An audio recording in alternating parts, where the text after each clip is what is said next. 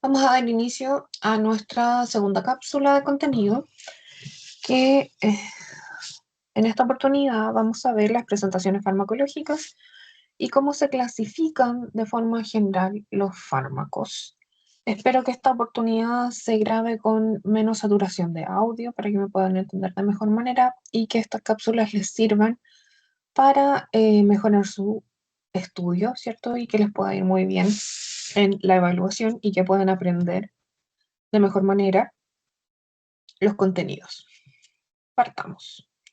Entonces, formas farmacológicas según su vía de administración. La primera vía que vamos a ver y la más común es la vía de administración oral.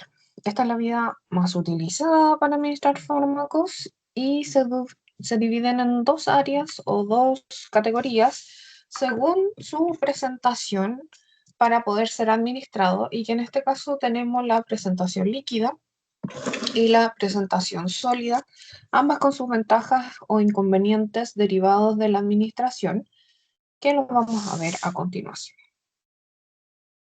En este caso, la vía oral la vamos a tener primero por el formato líquido, donde vamos a tener fármacos como por ejemplo los jarabes, que son líquidos espesos, los elixires, que son preparaciones que tienen más que ver con lo herbal o propiedades regenerativas, recuperativas, y que son líquidos un poco más diluidos. Tenemos las suspensiones, que son, por ejemplo, jarabes que vengan en presentación de polvo y al momento de ser reconstituidos se transforman en un líquido más espeso, pero que si los dejamos va a volver a caer el polvito de la preparación.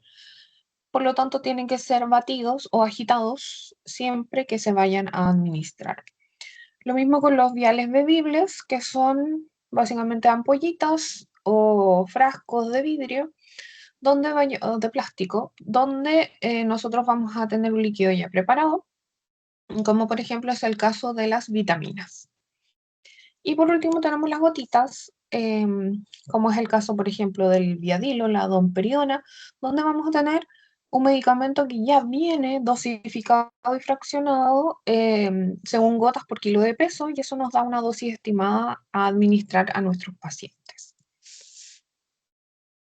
En la segunda forma en que nosotros vamos a encontrar los medicamentos vía oral, es la forma sólida. Y tenemos los comprimidos, que son medicamentos que van a estar hechos de su principio activo y además algún excipiente tipo polvo, como los talcos o el almidón, que nos va a permitir compactarlo, es decir, aplastarlo hasta que tome la forma de esta cápsula comprimida y así poder administrarlo a nuestro paciente. Evidentemente, esto se hace dentro de un laboratorio farmacéutico y nosotros ya recibimos el comprimido generado. Otros que podemos encontrar son, por ejemplo, las cápsulas, que también son bastante comunes, que son estos empaques donde una parte, que es como un vasito o una copita, va a estar rellenada con el fármaco en su principio activo y excipientes y luego va a ser cubierta. Dentro de la imagen que está detrás pueden ver una cápsula detrás justamente de la palabra oral. Y ahí se ve en color naranjo y color cremita cómo está estructurada una cápsula. Luego tenemos las otras presentaciones sólidas, como por ejemplo los polvos orales, por ejemplo las sales de rehidratación oral, los granulados, que como su nombre lo dice son granulitos o pequeñas pelotitas que vamos a administrar a nuestros pacientes, que pueden venir en esa presentación de pequeñas pelotitas, o en su efecto va a venir como una cápsula o una píldora, donde nosotros vamos a tener la colección de estos granulitos o pelotitas, pero ya en solamente una tableta.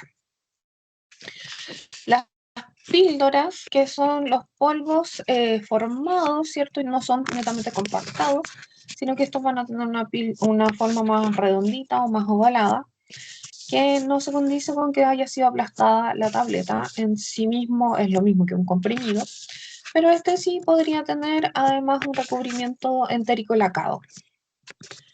Las tabletas, tenemos las tabletas que son fáciles de disolver, por ejemplo, las tabletas de vitamina C o la oblea china, que es una de las tabletas más conocidas, ya que su forma es redondeada, puede ser efervescente, puede ser para diluir o para tomar directamente por vía oral. Los liofilizados, que son estos polvos muy finos que se utilizan para la administración, pueden ser consumidos de forma directa o pueden ser diluidos a través de los viales. Y las grajeas, que son estas cápsulas blandas que se utilizan, que están rellenas de el medicamento en su principio activo y además de excipientes, pero en este caso utilizando como base la gelatina o la jalea, ¿cierto? Para darle esta presentación más blandita, como una cápsula de algún dulce, como un Skittles, por ejemplo, que finalmente se favorece la digestión del fármaco, es decir, su paso por el esófago va a ser mucho más fácil o mucho más expedito que el de un comprimido que sí podría generar un poco de disconfort o molestia. Luego tenemos la administración rectal, que como lo habíamos visto en la cápsula anterior, puede ser utilizada para efectos locales, es decir, directamente en la mucosa rectal, o puede ser también para efectos sistémicos. Un efecto local tendríamos, por ejemplo, un supositorio de glicerina que va a ayudar con la eliminación de las deposiciones, generando un entorno mucho más oleoso que va a permitir con mayor facilidad la eliminación. O en su defecto podríamos tener también supositorios sistémicos como supositorio de dipirona o diclofenaco, que nos ayudará uno con el manejo del dolor o con el manejo de la fiebre, en este caso la temperatura. Un aspecto que debemos considerar en el uso de supositorios es que tiene una absorción irregular. Es decir, no siempre vamos a estar absorbiendo la misma cantidad, sí vamos a tener un efecto, que es el efecto deseado del fármaco, pero la dosificación puede no ser la misma que si yo me tomara un comprimido del mismo medicamento. Y en este mismo tópico podríamos tener la irritación de la mucosa rectal generada por los principios activos o algún excipiente contenido en el supositorio. Entonces, para la vía rectal tenemos la forma básica, que sería el supositorio, que se le llama también cala o calita, que es más que nada como una crema densa, como vaselina, que al entrar en contacto con la temperatura y la mucosa rectal, esta se diluye o se disuelve y finalmente se genera el efecto al ser absorbido a través de la mucosa rectal. Luego tenemos las espumas rectales o enemas rectales, las cápsulas rectales o soluciones, igual tenemos pomadas rectales, que están dentro de las otras formas que podemos administrar a través de la vía rectal, y esas tienden a tener un efecto que también podría ser local, por ejemplo, un batanal, que es una cremita para los hemorroides, o como les había comentado, algún medicamento que nos sirva para mejorar la tonicidad del intestino, o algún medicamento o cápsulas que nos sirva para tratar algún trastorno, no solamente de la vía digestiva, sino que además, cierto, de forma sistémica, porque va a ser absorbido a través de los capilares que están en la mucosa rectal. En cuanto a la vía tópica, vamos a tener tres formas de administración que van a ser los líquidos, semisólidos y los sólidos. Y aquí en este caso, lo primero que vamos a ver son los líquidos que, por ejemplo, para la vía oftálmica, es decir, para los ojos, podríamos tener el colirio, que van a ser las gotitas que vamos a utilizar en la vía oftálmica, por ejemplo, estos gotitas que se utilizan para la irritación o el rojo del ojo. También tenemos las lágrimas artificiales que nos podrían servir, ¿cierto?, para la lubricación o disminuir la irritación de las escleras oculares. Segundo, tenemos las gotas nasales, como por ejemplo habíamos hablado del Fisiolin, que es básicamente suero fisiológico que se utiliza para permeabilizar la vía nasal. En tercer lugar, tenemos las gotitas óticas o que van al oído del paciente, es decir, están destinadas a la mucosa del oído y al tímpano, que es la membrana que nos va a permitir escuchar. También tenemos las lociones, por ejemplo, aquí tendríamos las lociones astringentes para las personas de piel grasa o también las personas que tienen acné. Tenemos aquí también el agua micelar, que nos va a servir para limpieza de la piel, y los linimentos, que son más que nada descongestionantes eh, de la piel, generando no solamente una desinflamación porque disminuyen la inflamación, sino que descongestionan los capilares de la piel y por eso nos ayudan a mantener una piel que se vea más limpia o menos enrojecida, sobre todo para las personas que tienen rosácea.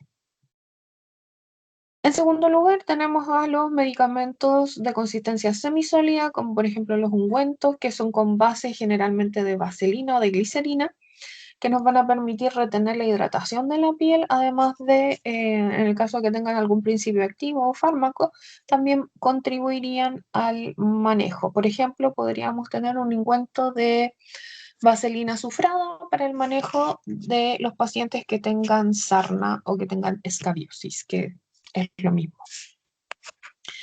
Las pomadas, que son también bastante espesas, bastante oleosas, que son una consistencia más gruesa de las cremas. Y estas nos podrían ser un ejemplo: el Podin, el hipogloss o las pomadas para la zona de la dermatitis del pañal. Luego tenemos las cremas, que son las típicas, que tienen, ¿cierto?, una consistencia más liviana, que se van a absorber de una forma mucho más rápida. Y por último vamos a tener el gel, que este ya no tiene la misma consistencia que las cremas, es mucho más liviano. Podría considerarse incluso un poco más pegajoso por los componentes que tiene.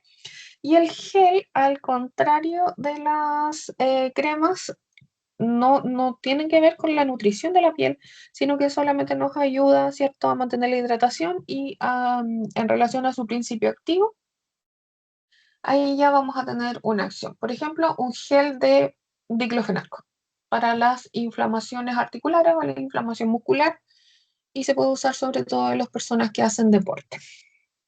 Y por último tenemos los medicamentos tópicos de presentación sólida.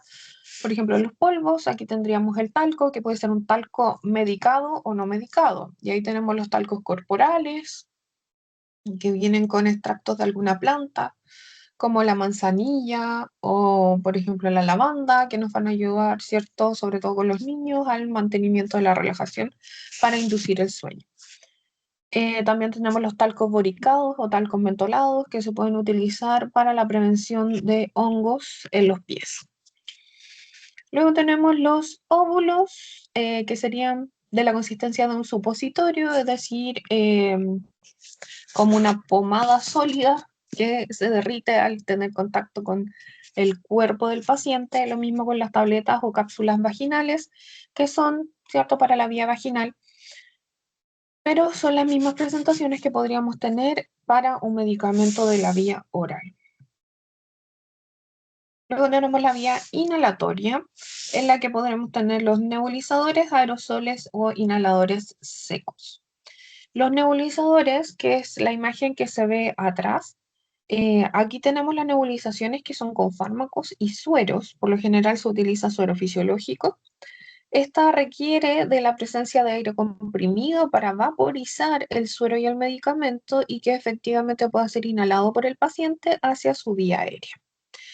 Esta vía inhalatoria, al contrario de la vía tópica nasal, no va dirigida a la vía aérea superior, sino que va dirigida a la vía aérea baja, es decir, bronquios, bronquiolos, alveolos y tejido pulmonar en general.